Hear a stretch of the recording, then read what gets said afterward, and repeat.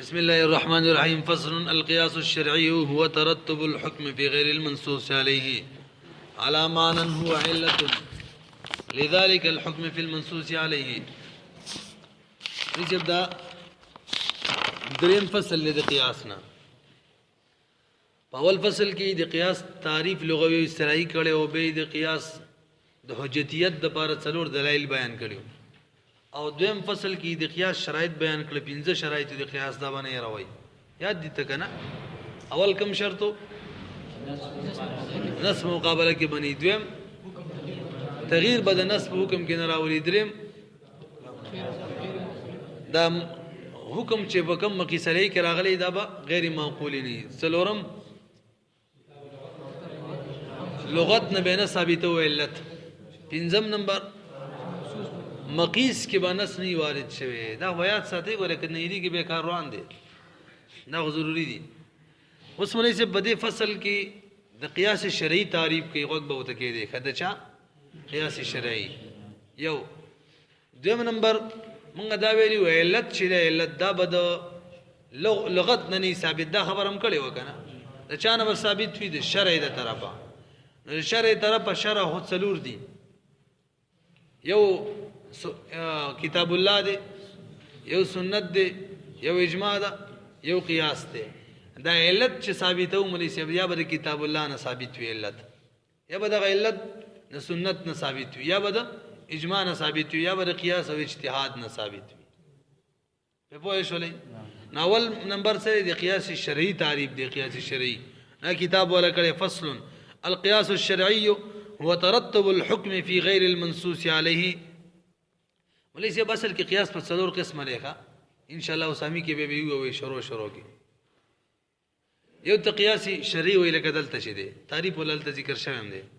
دویم نمبر قیاس لغوي دی لکه څنګه چې پرون شوی د خمر کې قیاس لغوي دی چې یو اسم دی، اسم هغه باندې بل اسم قیاس کې لکه خمر معنی مطلق مسکرات قیاس کړي پرون شوی وکنه دا قیاس لغوي. یو قیاس عقلی، قیاس سوری یو شی صورت په بل صورت باندې قیاس کې لکه دیوال باندې د اس پټو لګیدل دي او ته چې لکه دا اس منډي وي او دا اس په شان دا غاس ته غاس منډي وي کوم چې برشته و باندې استه لہذا دا به وي د قیاس سوری وي سره مشاکلت د وجنه یو شی په بل باندې قیاس کی. څو شو درې. یو قیاس عقلی دی، عقلی دا منطقي والا قیاس. متى سلمت لازم څنګه دی قول مؤلف نا قول ته ویل کیږي چې د غاڼو دوه درې قضایاونه مرکب وي او کداغه قضایات تسلیم کی یو درې قضیه بدل معنی لازم راځي. قول مؤلف من قضايا متى سلمت لازمت قضيه اخرى. لکه مثال العالم متغير وكل متغير حادث فالعالم متغير یو قضیه وكل متغير حادث دو قضیه د دوی دیومن لدریم ممنه فالعالم حادث. په دې پیګه نو قیاس ټول څو اقسام دي څلور. یو پکې شرعي دی دغه تعریف کتاب ول ذکر کړی دی هو ترتب الحكم في غير المنصوص عليه على معنى هو علة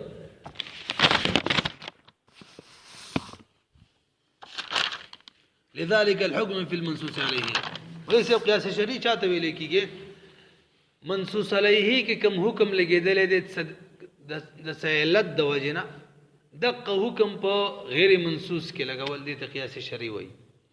لکه دا قیاس تعریف چې شروع کې مونږ کړي وقم د قیاس شرعي تعریف د منصوص عليه کې چا باندې چې نس وارد شوی لکه شراب کې حکم راغلی د حرمت حکم راغلی کنه شراب کې نس راغلی دا منصوص عليه دی. د منصوص عليه حکم رخصلو په غیر منصوص په چرسو کې لګول هلته خو د حرمت حکم د کتاب الله نه دی ثابت او نه د حدیث نه دی ثابت کنه. د شراب حکم رخصل چې حرمت دی دا منصوص عليه دا په چا کې لګول غیر منصوص عليه یعنی په چرسو کې دې ته ویل کېږي قیاس شرعي. خو یو علت مشترکه د وجنه هغه سره نشدا شراب کې مو چرسو کې دا وګورئ کتاب کې خپل لیکل. القياس الشرعي هو ترتب الحكم مرتب کول د حکم دی یعنی حرمت مرتب کول دی پچا کې په غیر المنصوص علیه بغیر منصوص علیه کې لکه مثال به تور چرسو کې دا حرمت به مثال به تور یاد کوه هغه مرتب کول د حکم دی لکه د حرمت حکم پچای مرتب کې پچای لګي فی غیر المنصوص علیه کې یعنی بچرسو کې لګو ولی لګي علامانن د یو معنی د وجینا کوم معنی هغه نشه د نشه هو علت چې دغه معنی علت لذلك الحكم بدغه حکم دا حکم نه لپاره علت وی دا حرمت حکم شراب کې ولی راغله نشه د وجینا کنه پچا معنی دا حکم خجی لذلك الحكم چې دغه علت دغه حکم د لپاره وی کوم حکم د لپاره فی المنصوص علیه کوم حکم شي منصوص علیه کې لګیدلی یعنی شراب کې لګیدلی په پوه شوی عبارت معنی مې دا یو مسله ده ان شاء الله موږ نور کې به یو قیاس کې دا علت چې ده کنه علت دا سره پاره وای نه شو خبره معنی دا سي الفاظ ولک بدل کو دي منصوص علیه کې یعنی دي شراب کې لا حرمت ولې راغله د نص توجنه دي چې ان ورث من عمل الشیطان د دې د وجنه دي کنا نشه د وجنه دي په دې بوېږي نو موږ احناف وایو دا د دې نص د وجنه دي چا د وجنه دي پاتې شولو نشه د علت بل دې څه مقصد دی چې موږ ته څوک وي موږ وای دا دې لپاره دی چې بل به ور قیاس او شوافی وای بعد شوافی چې نه د شراب کې چې کوم حرمت حکم لګیدل دا د نص وجنه دا صرف او صرف د علت د وجنه دي یعنی نشي د وجنه نه به د نص فایده وای د نص فایده شته کنه د نص فایده دار چې دا بیانې چې دغه علت دی دغه نشه علت دی اختلاف وای نه شولې موږ حناف وایو په منصوص علیه کې چې کوم حرمت راغلی دلته مثال نسی وای په منصوص علیه کې چې کوم حکم لګیدلی دا حکم د چا د وجنې نص د وجنه علت فایده دار چې دی کې بل په ور قیاس کې شوافی وای دا حکم په منصوص علیه کې د علت د وجنې او نص دې د پاره چې علت وخی دا علت دی ظاهر کې علت خبره پوه شولې راځي ثم انما يعرف كون المعنى علة بالكتاب واسمه شبدا خبره منګه وختي مو ویل دا علت به موږ څه پیژنو دا به په کتاب الله سره پیژنو کتاب الله کې به ویلي چې دا شی علت دی د حکم یا به سنت سره پیژنو سنت نه ثابت دی دا شی علت دی یا به په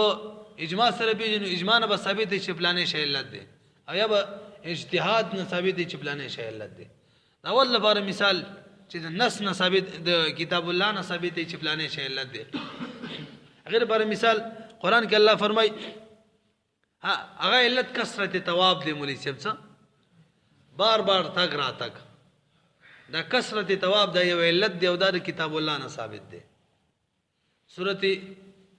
نور کې الله پاک فرمای ليستأذنكم الذين ملكت ايمانكم سده والذين لم يبلغوا الحلم منكم 3 مرات څنګه بسې دی به ثيابكم من بعد 3 عورات لكم ليس عليكم جناح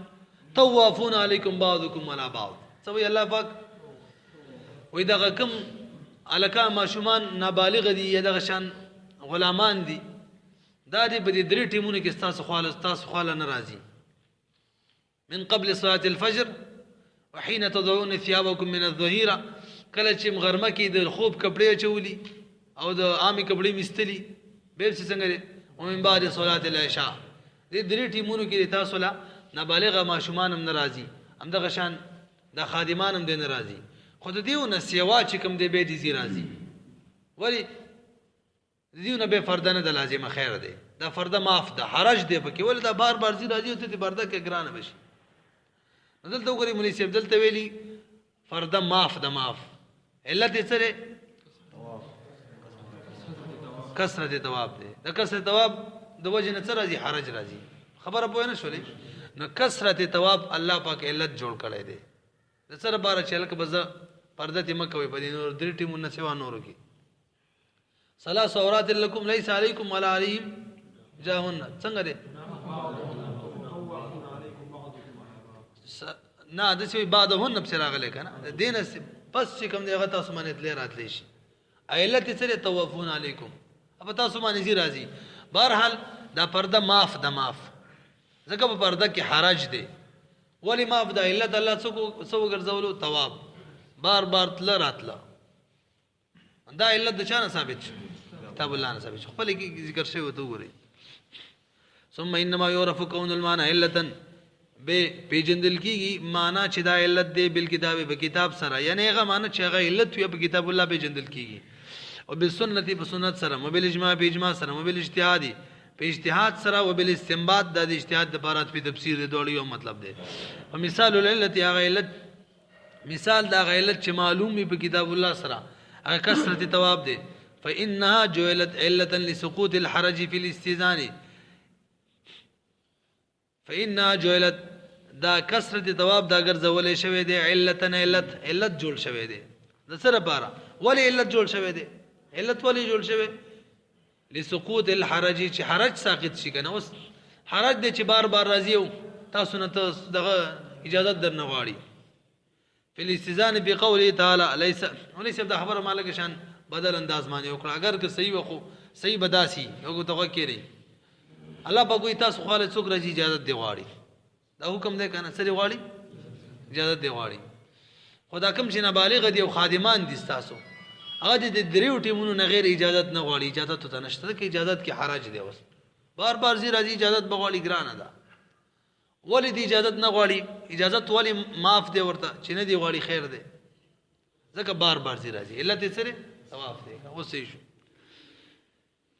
جو علت اند علت ګرځولې دی لسقوط الحرج دی د بار چې حرج ساقط شي په الاستئذان کم حرج کم چې په اجازه غوښتو کې دی فی قوله تعالی د الله تعالی په دې قول کې چې لیس علیکم نشر بتا سمانی ولا علیم نه باغو باندې ګنا بعدهن پس د غدریو ټیمونو توافون علیکم بعضکم تواب کوي پتا سمانی بعضی پتا سو کې به بعضو یعنی بار بار زی راځي ثم اسخ په دې خبره باندې پوه شولې لنډه دارا چې د اجازه نه غوښتو علت څه شمولې سي طواف کثرت تګ را تګ ادا چانه ثابت شو کتاب الله امدغه کثرت ثواب نبی علیہ السلام هم علت جوړ کړی دی یعنی حدیث نم ثابت دی چانم ثابت دی حدیث نه پښو چې د مولوی سی دا مردار دی او کوم شی چې مردار وي دا غي جټم سي مرداري نو مصب بکار خدا و چې کوم دی کې پښو چې کې خلا والے غ مرداري دله او نبی علیہ السلام ته وی دا پښو بار بار زی راځي او هر شي کې خلا وي او کوس من وایو چې هر شی دی مرداري نه به حرج پکې حرج د حرج د ساقطېدو د بار نبی علیہ السلام ویل وای دا پښو بار بار زی راځي لہذا دی جوټه پاکه ده پوه نه شو خبر ما جوټه سره پاکه ده علت ول نبی علیہ السلام بیان کو کس بار بار زی راځي نو حدیث نم د کثرت طواف علت ثابت شو پښو مردار د کوم شي چې مردار وي داغي جوټم سي نو پکار خدا و چې د پښو جوټه مردار وي نبی علیہ السلام وای پښو کا کور ته بار بار زی راځي کچره موږ د دې جوټه مردار کو نو بده کې حرج دی لہذا د بار بار تلو راتلو د وجینا د نبی اسلام د حدیث مقصد دی غد سی الفاظ نه دی ویلي دي د بار بار تلو راتلو د وجینا کوم جوټه حرام کو حرج دی بکی لہذا بس جوټه به پاکي وګورئ ثم اسقط رسول الله به ساقط کو نبی علیہ السلام رسول الله علیه الصلاۃ والسلام چې حرج نجاستی سور الحرتی هغه حرج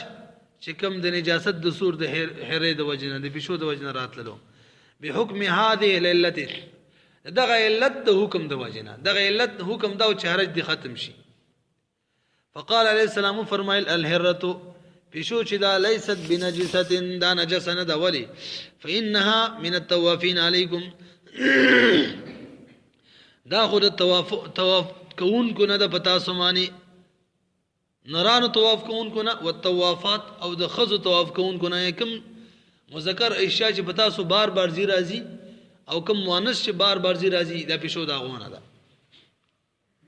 فقاساس په دې خبره پوه شئ فانها شو نتا ته یو خبره کوله ځان لمالته ته به ضرورت وي ما جوهلت کم نه کراله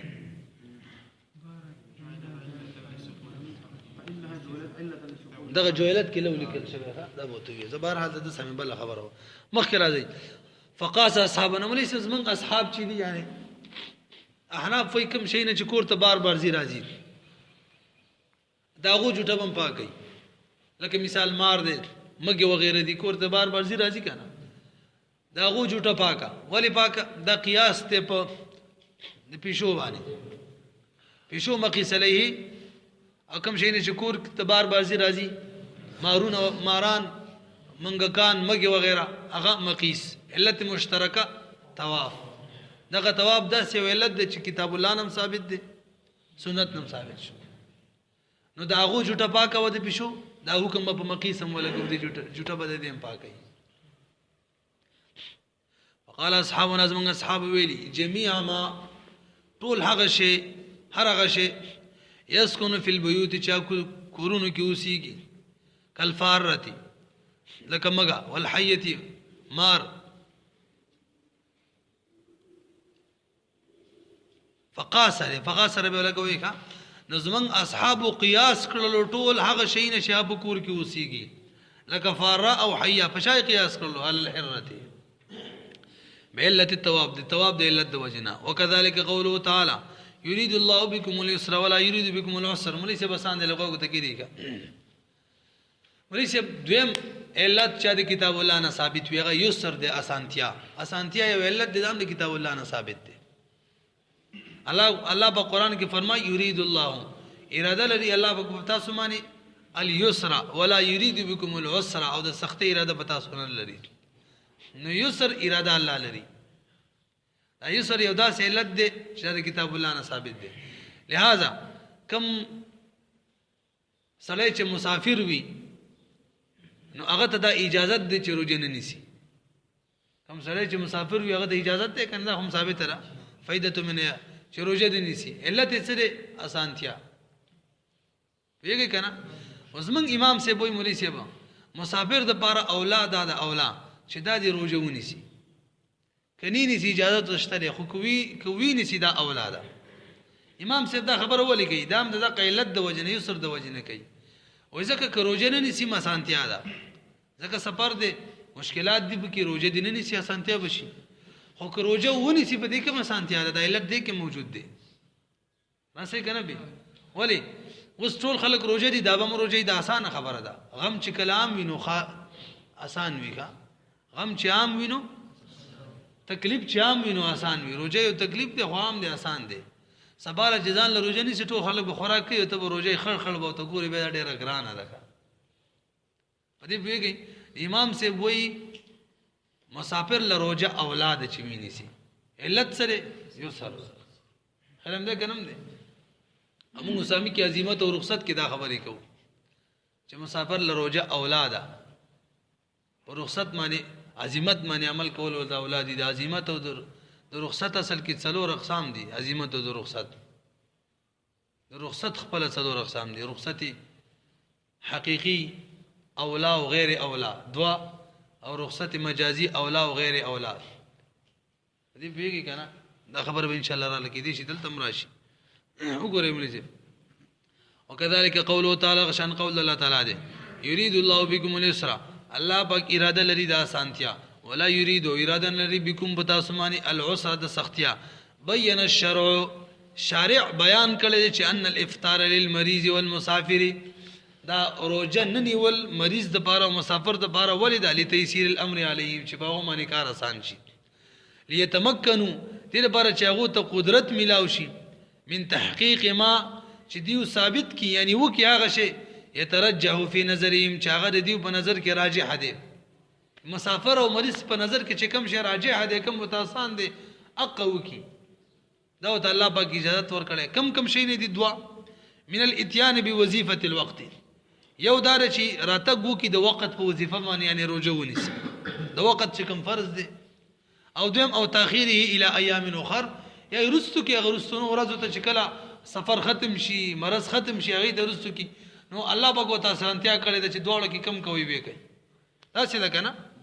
او په اعتبار هذا المعنى قال ابو حنیفه نو په دقه معنی قیاس کړی امام سی وای المسافر اذا نوا في ايام رمضان امام سی وای مولوی صاحب مسافر کچري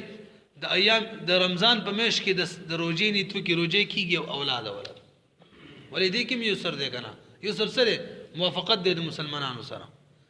اذا نوا کله چې نیتو کې په ایام رمضان په ورځ د رمضان کې واجبن اخر د بل واجب یقو اما ان واجب ما خبره لګه بدل وکړه یاد زه سامي ته لاړم ټیم شته کنه اسی واور خیر د کې عبارتونه شي امام صاحب قیاس ته کې مولوی صاحب او الله پاک علت څه ګرځولې دی یسر علت دا ګرځولې امام صاحب وایي کې چره مسافر د رمضان په میش کې د رمضان روزې نه تونه کو بلکې یو بل قضایي روزه به شي ته پاتې و ابي د نظر روزه پاتې و لنډه دار چې یو بل واجبي روزه په پاتې و دا غینه ته کو بس دا بسې دا بوله صحیح به ویل ولی دا روزه ننی ول الله اجازه ولې ور کړې اسانتیا ده پاره او دا یو دنیوي اسانتیا ده دغه اسانتیا په واجب اخر روزه نیولو کې مده کنه زړه روزه په پاتې دغه کوونی ولا اخروی عذاب به ختم شي اسانتیا باغی کې ده کنه دا نو چې د دنیا د اسانتیا لپاره ته اجازه ده چې د رمضان روزه منیسا د آخرت د اسانتیا لپاره په طریقه ولا اجازه دي چې خیر د رمضان روزه منیسا خبر پوه نه شولې دغه شان وي اذا نوافی ایام رمضان کنیت وکي په ورځو د رمضان کې واجبن اخره د یو بل واجب یقو ان واجب اخره دا روزه واقعي کیږي هم د بل واجب نه ولی لانه لما ثبت له الترخص هر کله چې د رخصت ثابت شو بما د هغه مصلحت د وجنه يرجو الى مصالح بدنه چې دا غیر رجع چاته کېدله د بدن مصلحت د دنیوي مصلحت ته او الافطار چې هغه روزه نه نیولو نو فلی ان يثبت نو بکار د ثابت شي له در بارا ذالک دغه رخصت بما دغه مصلحت د وجنه يرجو چې دا غیر رجع کی يرجو چې دا غیر مجهول زغم سیدا چې هغه شی راجی کیږي مصالح دینی ته او اخراج النفس عن عهده الواجب چې هغه نفس وستلی نفس وباسي دغه واجب يهودي د باندې زړه کوم روزه پاتې اولا نو دا به اولاوي فلی ان يثبت اولا دا بغیر سره ولګي دا خبر دی دا په نو شلم مسله باندې ونی سي الله پاک علت څه ګرځولې دي یسر اسانتیا او دغه یسر امام صاحب علت جوړ کړی دی سره بارا کې یو مسافر د یو بلی روزي ني تو کې نو بکیږي ولی چې د روزي نه نیولو کې کوم اسانتیا را هغه فایده صرف دنیوي فایده را نو په یو واجب اخر روزي نیول کې اسانتیا شته کنه ولی دینی اسانتیا ده او وظیفه ختميږي کوم فرض باغ مانی وای شنو